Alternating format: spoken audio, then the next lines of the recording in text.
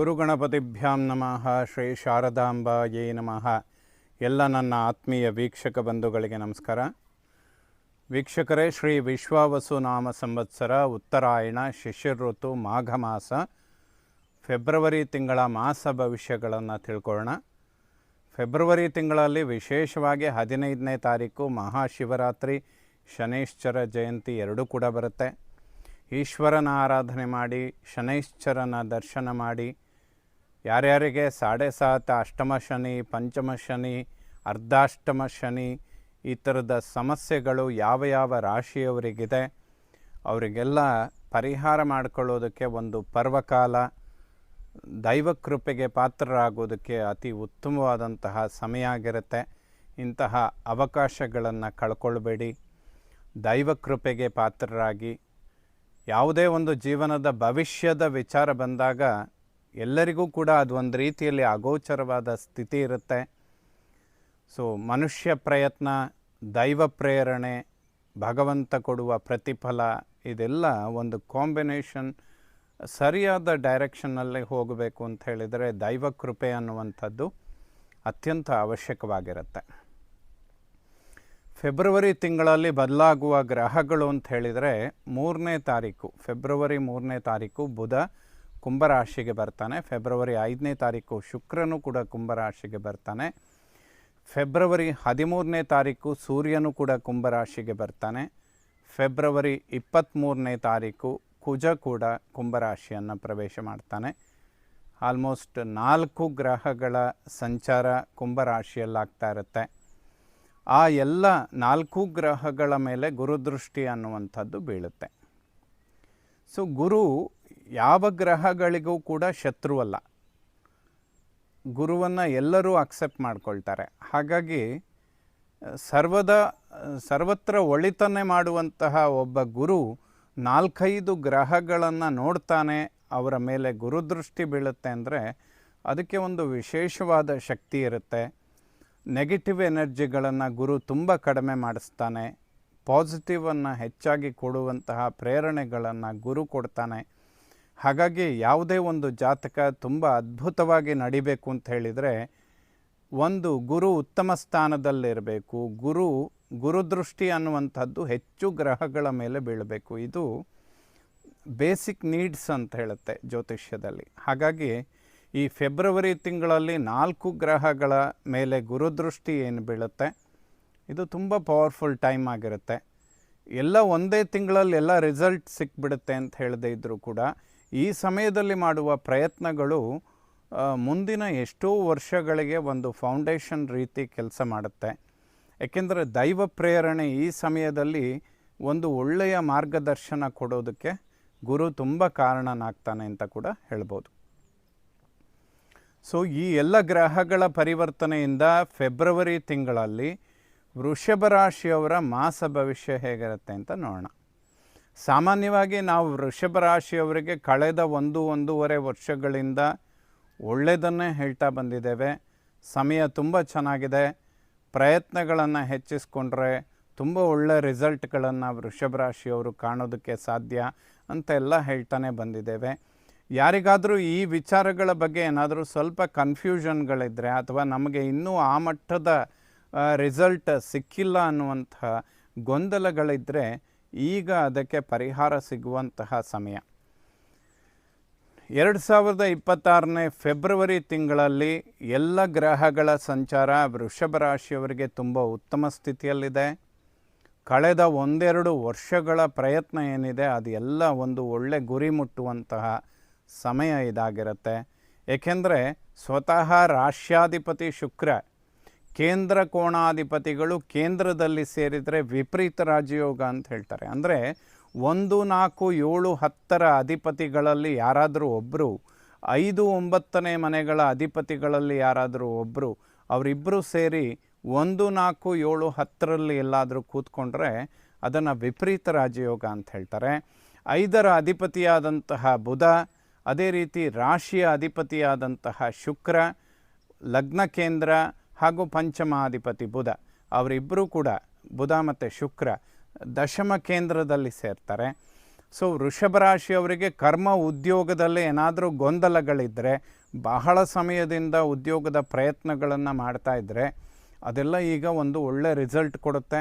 Unexpected ರಿಸಲ್ಟ್ಗಳನ್ನು ನೀವು ಕಾಣ್ತೀರಾ. ನೀವು ನಿರೀಕ್ಷೆ ಮಾಡಿದ್ದಕ್ಕಿಂತ ಒಂದು ಉತ್ತಮ ಸ್ಥಿತಿಯ ಉದ್ಯೋಗ, ಹಣಕಾಸಿನಲ್ಲಿ ಅಭಿವೃದ್ಧಿ, ವಿದೇಶ ಪ್ರಯಾಣ, ವಿದೇಶದಲ್ಲಿ ಉದ್ಯೋಗ, ಇದೆಲ್ಲದೂ ಕೂಡ ವೃಷಭ ರಾಶಿಯವರಿಗೆ ತುಂಬ ಸಕ್ಸಸ್ಸನ್ನು ಕೊಡುತ್ತೆ. ಈ ಸಮಯದಲ್ಲಿ ಕೇಂದ್ರ ಕೋಣಾಧಿಪತಿಗಳು ಸೇರ್ತಾರೆ, ಅವ್ರ ಮೇಲೆ ಗುರುದೃಷ್ಟಿ ಕೂಡ ಬೀಳುತ್ತೆ. ಖಂಡಿತ ಸಕ್ಸಸ್ ಕಾಣುವಂತಹ ಸಮಯ.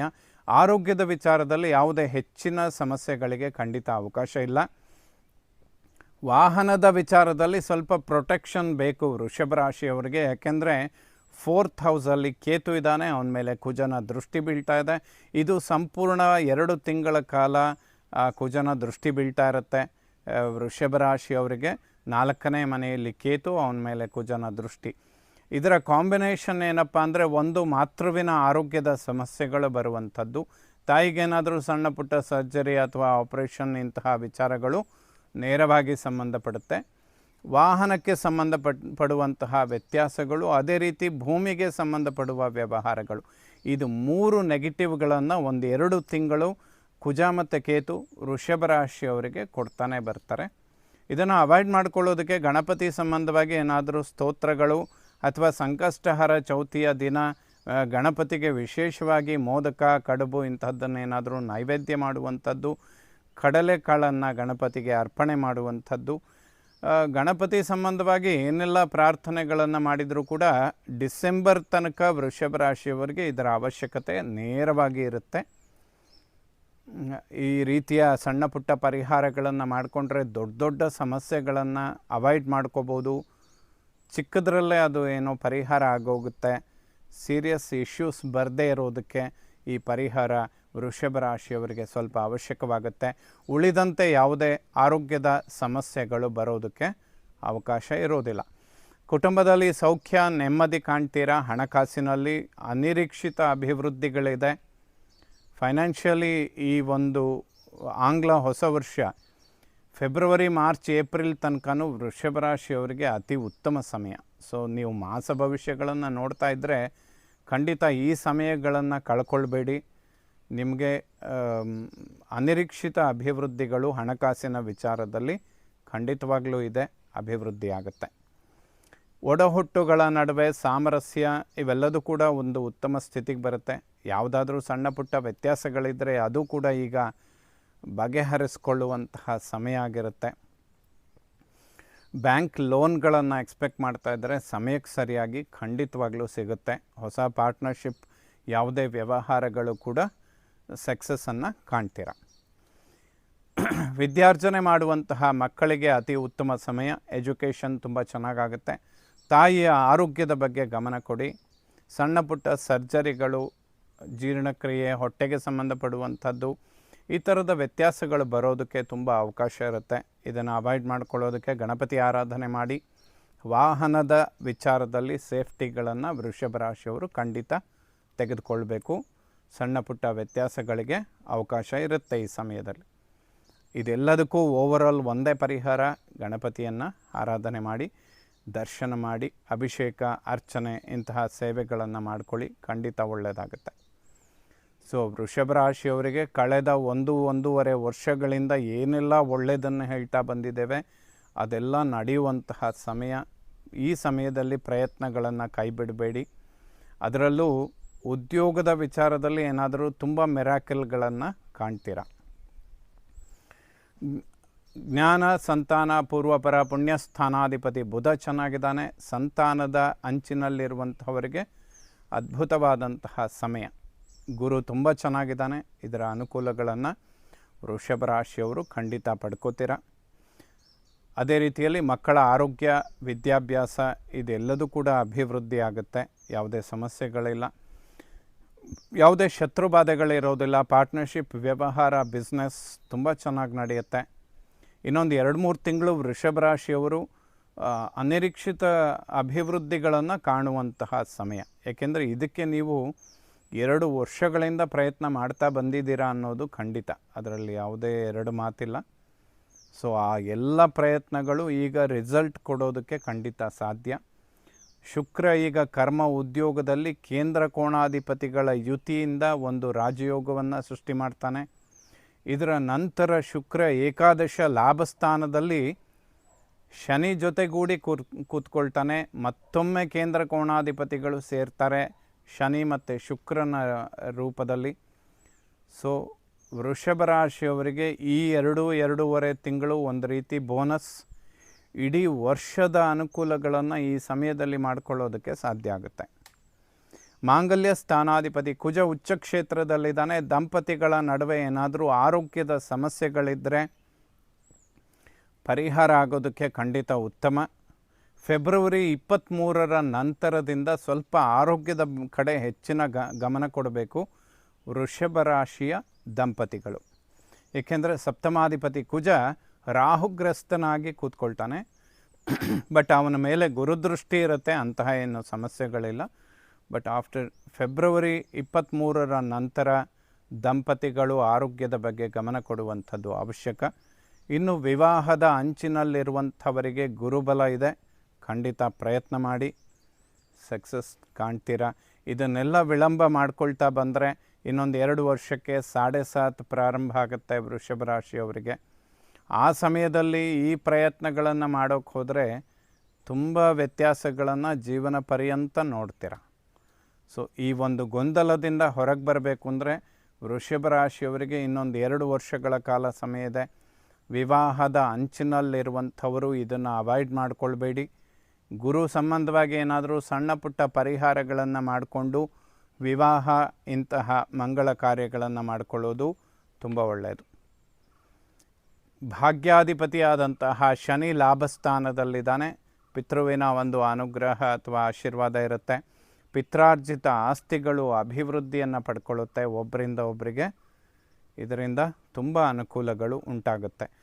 ಭಾಗ್ಯೋದಯ ಸಿಗುವಂತಹ ಸಮಯ ವೃಷಭ ರಾಶಿಯವರಿಗೆ. ಇವೆಲ್ಲ ಒಂದು ರೊಟೀನ್. ಇದು ಪ್ರತಿ ವರ್ಷ ಹೇಗೆ ಜನವರಿ ತಿಂಗಳಲ್ಲಿ ಸಂಕ್ರಾಂತಿ ಬರುತ್ತೆ, ಅದು 14 ಮತ್ತು 15ನೇ ತಾರೀಕೆ ಬರುತ್ತೆ. ಇವೆಲ್ಲ ವರ್ಷಕ್ಕೊಮ್ಮೆ ಬರುವಂತಹ ಒಂದು ರೊಟೇಷನ್ ಇದು.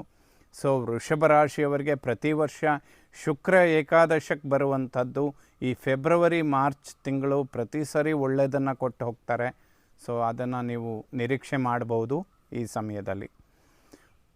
ಬಹಳ ಸಮಯದಿಂದ ವೃಷಭ ರಾಶಿಯವರಿಗೆ ಉದ್ಯೋಗದ ಪ್ರಶ್ನೆಗಳು ತುಂಬ ಕಾಡ್ತಾ ಇದೆ. ಅದಕ್ಕೆ ಒಂದು ಪೂರ್ಣ ಪ್ರಮಾಣದ ಉತ್ತರ ಈ ಮಾಸದಲ್ಲಿ ಖಂಡಿತ ಸಿಗುತ್ತೆ. ಪ್ರಯತ್ನ ಮಾಡಿ ವೃಷಭ ರಾಶಿಯವರು. ಉದ್ಯೋಗದಲ್ಲಿ ಪರಿವರ್ತನೆ, ಹೊಸ ಉದ್ಯೋಗ ಅಥವಾ ಪ್ರಮೋಷನ್ಗಳು ಅಥವಾ ಫೈನಾನ್ಷಿಯಲ್ ಇಂಪ್ರೂವ್ಮೆಂಟ್ ಇದೆಲ್ಲದೂ ಕೂಡ ಉದ್ಯೋಗ ಕ್ಷೇತ್ರದಲ್ಲಿ ಖಂಡಿತ ಆಗುತ್ತೆ. ಪ್ರಯತ್ನ ಮಾಡಿ. ಫೆಬ್ರವರಿ ಮಾರ್ಚ್ ತಿಂಗಳು ವೃಷಭ ರಾಶಿಯವರಿಗೆ ತುಂಬ ಅನುಕೂಲದ ಸಮಯ. ಲಾಭಸ್ಥಾನದಲ್ಲಿ ಶನಿ ಇದ್ದಾನೆ, ಶುಕ್ರನು ಕೂಡ ಅಲ್ಲಿಗೆ ಪ್ರವೇಶ ಮಾಡ್ತಾನೆ.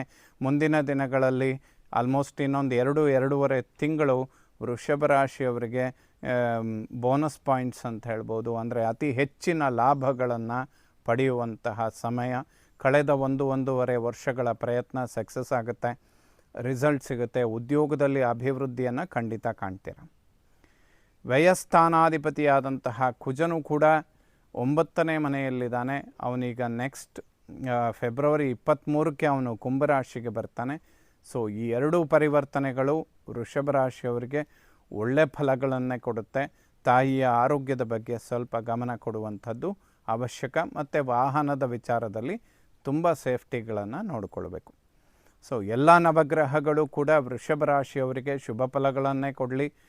ಶ್ರೀ ಶಾರದಾ ಪರಮೇಶ್ವರಿಯ ಸಂಪೂರ್ಣ ಅನುಗ್ರಹ ಎಲ್ಲ ನನ್ನ ವೀಕ್ಷಕ ಬಂಧುಗಳ ಮೇಲಿರಲಿ. ಶುಭವಾಗಲಿ ವೀಕ್ಷಕರೇ.